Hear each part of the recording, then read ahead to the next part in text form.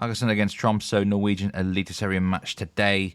5 p.m. kickoff time in the UK. Intriguing game, quite a difficult match to predict in my opinion. Haugesund, they're on 11th place on 22 points. Tromsø have had a really good week and are now in a comfortable mid-table position on 27 points. But Haugesund have had a whole week of rest ahead of this game, so they can fully prepare for it. They've lost both the last two matches 1-0.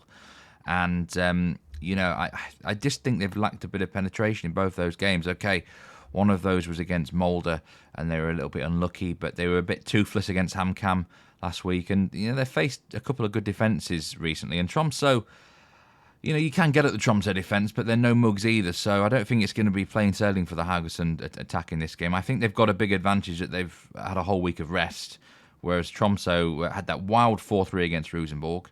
They also played in midweek against Godset. They won 1-0. Now, they got 6 points out of those games, but now, after a tough week on the legs, they're travelling away to Haugesund on a grass pitch, which just might not suit them. And if I had to take anything in this game, it would be Haugesund on a handicap or something. But I actually think the bookmakers have priced this matchup perfectly.